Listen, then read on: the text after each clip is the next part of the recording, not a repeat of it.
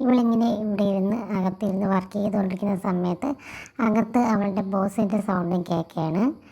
ഒട്ടും വയ്യാതെ ഇങ്ങനെ മൂളിയിരിക്കുന്ന ഒരു സൗണ്ടാണ് അവൾ കേൾക്കുന്നത്. പെട്ടെന്ന് എന്തോ ഒരിത് തോന്നിയിട്ട് അവളാണെങ്കിൽ അകത്ത് റൂമിലോട്ട് കയറി നോക്കുകയാണ്. ഇവൾ തട്ടി നോക്കുമ്പോൾ അവൻ തുറക്കാത്തത് കൊണ്ട് തന്നെ അവൾ ഡോറ് തുറന്ന് ഓപ്പൺ ചെയ്ത് അകത്ത് കയറി നോക്കുകയാണ്. ഇവൻ ഇങ്ങനെ ബെഞ്ചിൽ ഒട്ടും വയ്യാതെ തല ഇങ്ങനെ ബെഞ്ചിൽ ചായച്ച് കിടക്കുകയാണ്. ഇവൻ ഇടയ്ക്കിടയ്ക്ക് ഇങ്ങനെ ശബ്ദം ഉണ്ടാക്കി മൂളിയൊക്കെ ചെയ്യുന്നുണ്ട്. ഇങ്ങനെ ഒട്ടും വയ്യാതെ സ്വയബോധം ഇല്ലാതെ അവളിങ്ങനെ തൊട്ട് നോക്കിയപ്പോൾ അവൻ നല്ല പനി ഉണ്ടായിരുന്നു. അവൻ എത്ര വിളിച്ചിട്ടും അവൻ എനിക്കൊന്നും ചെയ്യുന്നില്ലായിരുന്നു. അവനൊട്ടും തന്നെ ബോധമില്ലായിരുന്നു.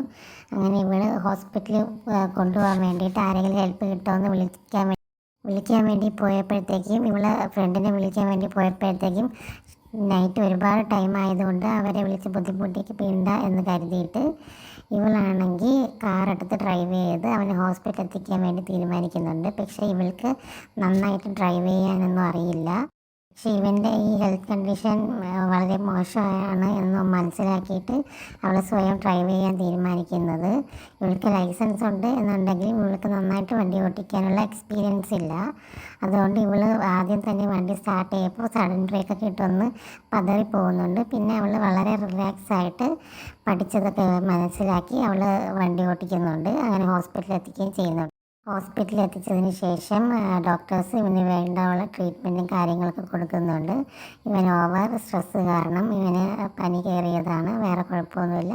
അതുപോലെ ഇവൻ ഓവർ എക്സോസ്റ്റഡ് ആണ്. വർക്കൊക്കെ ചെയ്തിട്ട് ഒട്ടും റെസ്റ്റ് ഇല്ലാതെ ജോലി ചെയ്തിട്ടാണ് ഇങ്ങനെ പനി വന്നത് എന്നൊക്കെ ഡോക്ടർ പറയുന്നുണ്ട്. അപ്പം നല്ല പ്രോപ്പറായിട്ടുള്ള റെസ്റ്റും കെയറുമാണ് വേണ്ടതെന്നൊക്കെ പറയുന്നുണ്ട്.